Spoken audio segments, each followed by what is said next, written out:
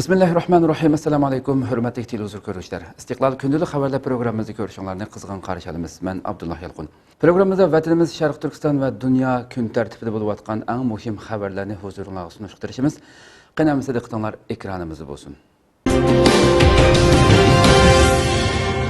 Xitoy Turkiyaga 3 milyard 600 milyon dollar qarz beradigan bo'ldi. Türkiye Cumhuriyeti Hazine ve Maliye İşleri Ministeri Berat Albayrak Xitoy pul muamele organlarının Türkiye'deki enerjiya ve qatnash sahasi selinmalarga qarz ajratadiganligini uqtirdi. Türkiye Ovozi Radiosi xabarida bildirilishicha, Türkiye Cumhuriyeti Hazine ve Maliye İşleri Ministeri Berat Albayrak Xitoy pul muamele organlarının Türkiye'deki enerjiya ve qatnash sahasi selinmalarga sarf qilish uchun xususiy soha davlat organlari ve bankalarga beriladigan 3 milyard 600 milyon dollarlık qarz planının tamamlanganligini uqtirdi. Minister Berat Albayrak Twitter adresi orqali bu haqda uchur tarqatib, may oyida ishga oshirilgan Xitoy ziyoratidagi uchrashuvlarning unuminin ko'rilganligini eskartdi. U Xitoy pul muomala organlarining energiya va qatnash sohasi selinmalariga sarf qilish uchun xususiy soha davlat organlari va bankalarga beradigan 3 milyard 600 milyon dollarlık qarz planining tayyorlanib bo'lganligini eskartdi.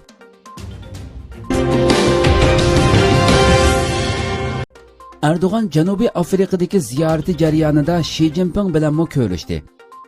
Türkiye Cumhuriyeti Cumhurreisi Recep Tayyip Erdoğan'ның Janubiy Afrikaning Johannesburg shahrida chaqirilgan 10 navbatlik Braziliya, Rossiya, Hindiston, Xitoy, Janubiy Afrika kesak oltin davlatlari boshliqlari yig'ini doirasidagi uchrashuvlari davomlashmoqda. Türkiye Ovozi Radiosi xabarida bildirilishicha, boshliqlar yig'inining oxirgi kuni davlat boshliqlari bilan yig'inga taklif bilan qatnashgan ellarning rahbarlari xotira suratga tushdi. İslam Hamkorlik Tashkilotining navbatchi raisi sifatida yig'in qatnashgan Cumhur Rais Recep Tayyip Erdoğan boshqa rahbarlar bilan birlikda xotira suratga tushdi hamda kesak oltin davlatlarining tushlik tomoq ziyofatiga ishtirok qildi. Cumhur Rais Erdoğan bu yerda qilgan so'zida mavjud yer shari xarakterlik iqtisod tuzilmasining osonlik bir guruhidan boshqa hech kimning dardiga darmon bo'lolmayotganligini eskartdi. Shunga bu tuzumning o'zgarishi lozimligini ta'kidlab mundoq dedi. Texmi adil, texmi betaraf bir xalqaroliq kreditni darajaga ayirish organi tashkil qilish maqsadida ham kesak oltin davlatlari qarmog'ida ham Turkiyada ayrim elib berilayotgan faoliyatlarda o'rtaq harakat qilishimiz mumkin. Ziyorat davomida Cumhur Rais Recep Tayyip Erdoğan, Xitoy davlat raisi Xi Jinping va Senegal prezidenti Macky Sall qatorliqlar bilan ko'rishdi. Ammo ko'rishishning tafsiloti oshkorlanmadi. Mudofaa ministri Jang Wanchuanning yanvardagi Sharq Turkiston ziyoratida atalmish Xinjiangning muqimligini qo'g'dashda qattiq turadiganligini va chegara mudofaasini kuchaytirish uchun temir tam insho qiladiganligini alohida bildirganligini tilga olib, Xitoy raisi Xi Jinpingning mart oyida cho'ng bir temir sepil kerakligini alohida ta'kidlaganligini bildirdi. Amerika poytaxtida Uyg'ur nidosiga quloq selindi. Sharq Turkistondagi siyosiy bostirish va kontrollikning har qaysi axborot vositalarida ko'plab xabar qilinishiga ergashib, bu holning Amerika hukumatiga qarashli har qaysi organlarning tegishli diqqatini qo'zg'ab kelayotganligi ma'lum. Bu hafta Amerika Davlat ishlari ministri Mike Pompeo'ning bevosita sohibxonligida o'tkazilayotgan diniy erkinlik temasidagi xalqaro yig'inda Uyg'urlar masalasining alohida tema qilib bekitilishi bu nuqtani yana bir yoqdan tasdiqlaydi. Mazkur yig'in echilishining harpisida, ya'ni 23 iyul kuni Amerika Davlat ishlari ministrligiga qarashli Xalqaro diniy erkinlik komiteti Amerika Kengash palatasida maxsus bu vaqtda yig'in chaqirdi. Bu qitimqi muhokama yig'inining Amerika Davlat ishlari ministrligining bevosita sohibxonligida 24 iyuldan boshlab o'tkaziladigan xalqaro ministrlar darajalik diniy erkinlik yig'inining qo'shimcha mazmunidan biri ekanligi ta'kidlanib, Washington shahridagi Uyg'ur inson haqlari qurilish tashkilotining bu qitimqi yig'inning echilishiga zo'r kuch chiqarganligi alohida ta'kidlandi. Muhokama yig'inida so'z qiluvchilarning tunjisi italiyalik jamiyatshunos Massimo Nitrovigni bo'ldi.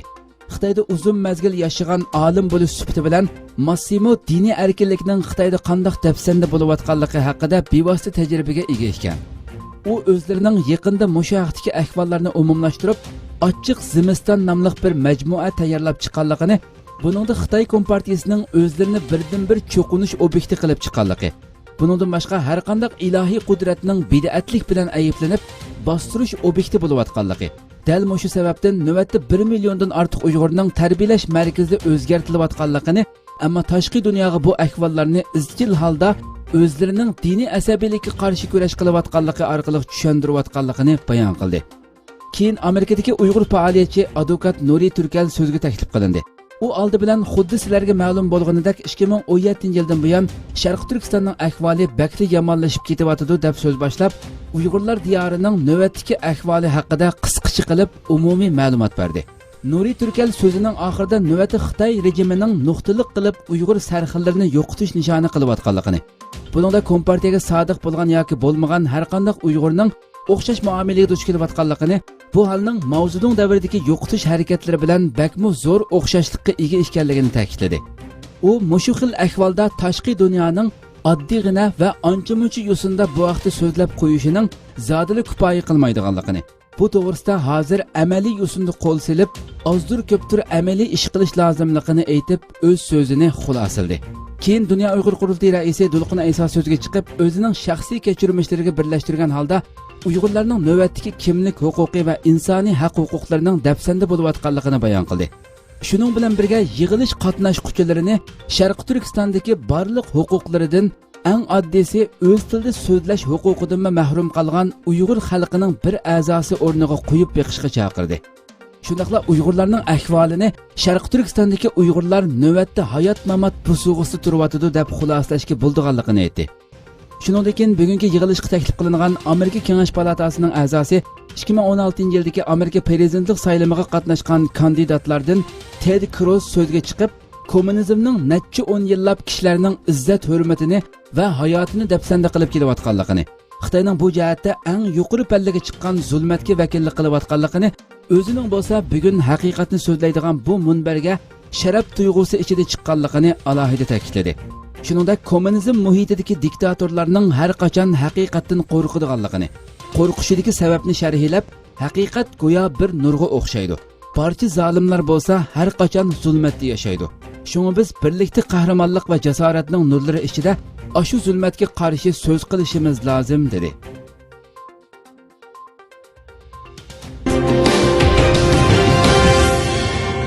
Diniy erkinlikni ilgari surish yig'inida Uyg'urlarga alohida o'rin berildi. Erkin Osiyo radiosining xabarida bildirilishicha, diniy erkinlikni ilgari surish yig'inida so'z qilgan Amerika Davlat ishlari ministrligi xalqaro diniy erkinlikka mas'ul alohida elchisi Sam Brownback Xitoyning Uyg'urlarga qaratgan bostirish siyosatidan qattiq andishalanganligini bildirdi. Yig'inga taklif qilingan Uyg'ur ziyolisi shoir Tahir Hamud xalqaro jamiyatni Uyg'ur masalasiga yaqindan ko'ngil bo'lishga va ularning o'z taqdirini o'zi belgilash huquqini qo'llashga chaqirdi. 24-iyuldan 26-iyulgacha Amerika Davlat ishlari ministrligida 3 kun o'tkazilgan diniy erkinlikni ilgari surish yig'ini 24-iyul saharda boshlandi. Yig'inning ochilish marosimida so'z qilgan Amerika Davlat ishlari ministrligi xalqaro diniy erkinlikka mas'ul alohida elchisi Sam Brownback o'z nutqida dunyoda diniy erkinlikning har xil darajada cheklamaga, dafsandichiliklarga uchrayotganligini, hatto ba'zi hollarda kishilarning diniy e'tiqodi sababli vahshiylikka, zulmga va o'ldirish xavfiga duch kelayotganligini bayon qilgandan keyin, diniy erkinlik dafsanda qilinayotgan davlatlarni sanab o'tganda Xitoyda lagerlarga band qilingan Uyg'urlarni tilga oldi. U mundaq dedi: Xitoyda zo'r sondagi Uyg'ur musulmonlari qayoqda tarbiyalash lagerlariga yo'llandi. Tibet buddistlari o'z e'tiqodi bo'yicha yashashda ko'rinarli cheklamalarga uchradi. Xristian poplari turmalarga tashlandi. U dunyoning har qanday bir yerida diniy e'tiqod erkinligi cheklamaga uchraydi ekan, buning tinchlik, osoyishlik va muqimlikka tahdid yaratadiganligini, diniy e'tiqod erkinligining dunyoda og'ir dafsanda qilinayotganligini, shunga buningga cho'qim xotima berish lozimligini kuchli ravishda o'tirg'a qo'ydi. Navbatda Amerikada panohlanayotgan Uyg'ur ziyolisi shoir Tahir Hamud mazkur yig'inga Uyg'urlarga vakolatan alohida taklif qilingan edi.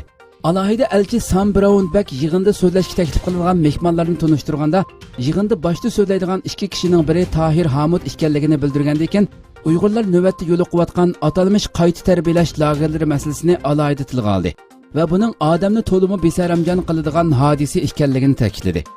U mundaq dedi: Biz Xitoy rejimining Uyg'ur musulmonlari va Tibet buddistlariga qarata uzundan buyon davomlashtirib kelayotgan bostirish qilmishlaridan cho'nqur andishalandik.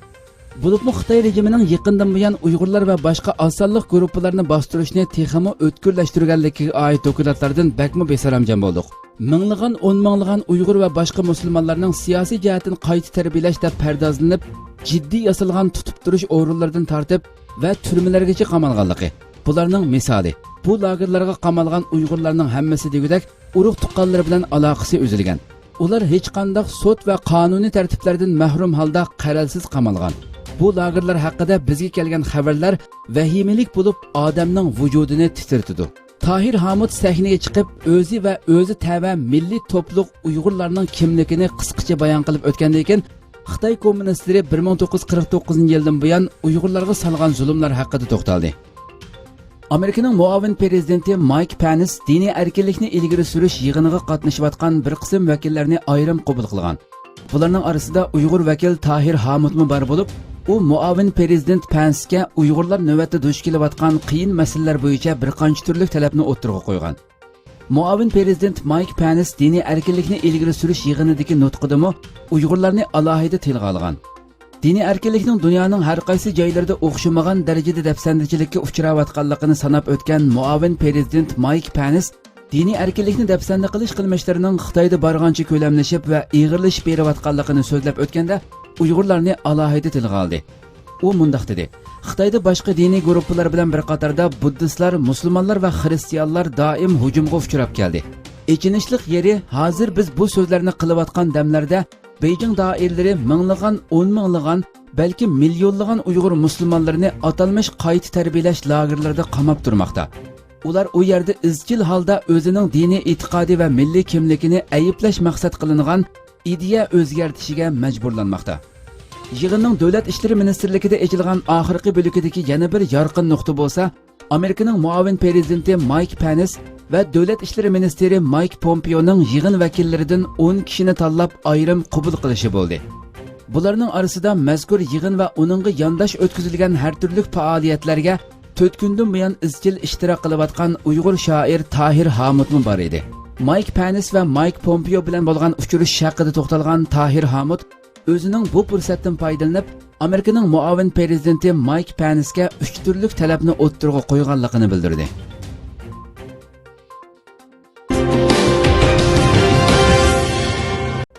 Sharq Turkistondagi lagerlar Xitoyning kuchlikligining emas, ojizligining bishorati. Erkin Osiyo radiosining xabarida bildirilishicha, avstraliyalik mutaxassis Michael Clark oldingi kuni Sharq Turkistondagi yig'ib olish lagerlari haqida bir parcha maqola e'lon qilib, bu lagerlarning Xitoy Kompartiyasining kuchligidan emas, balki ojizligidan bishorat beradiganligini ilgari surdi. Xitoy nima uchun Uyg'ur musulmonlarini yig'ib olish lagerlariga solib oldi mavzuliq bu maqolada Xitoyning burundanla Sharq Turkistonga sezgur muomala qilib kelayotganligi, buningga rayonning strategik muhim o'rni bilan birlikda Uyg'urlarning milliy va diniy kimligining sabab bo'lib kelayotganligi bayon qilingan. Abdur Xi Jinpingning sobiq Sovet ittifoqining parchalanganligidek tarixiy saboqdan ibrat elib, ideologiya jihatdan Mavzudong davriga qaytayotganligi. Shunga Uyg'urlarga qarata xuddi Mavzudong davridagiga o'xshash qizil naqshi tovlatqizish, qilmishiga tova qildirish qatorliq tadbirlar bilan mingi yuyish to'lqini qo'zg'alganligini bayon qilgan. Michael Clarkning maqolasida bayon qilinishicha, Xitoy Sharq Turkistonga ko'p sonda ko'chman yo'tkash, butun iqtisodiy huquqni monopol qilish qatorliq tadbirlari bilan Uyg'urlarni yutib olish g'arizda bo'lib kelgan. Buningga qarata Uyg'urlarda qarshilik harakatlari yuz bergan. Xitoy bu qarshilik harakatlarini o'z siyosatidan ko'rishning o'rniga atalmish 3 xil kuchlardan ko'rib kelgan hamda Uyg'urlarning Xitoyga qarshi qarishlik ideyasini suslashtirish uchun yig'ib olish lagerlarini ta'sis qilgan. Buning bir xato xulosa va tadbir ekanligini ta'kidlagan Michael Clark, bu lagerlarning yolg'iz inson haqlari ahdnomalarini dafsanda qilishla emas, Xitoyning davlat butunligi manfaatiga ziyonli ekanligini ilgari surgan. U maqolasida yana lagerlar masalasidan Xitoyning davlat ichi va xalqaro masalalardagi paylini belib olishga bo'ldiganligini ta'kidlagan. Abdur oxirida Avstraliya hukumatining Sharq Turkistondagi lagerlar masalasiga sukut qilmasligi kerakligini o'ttirg'a qo'ygan.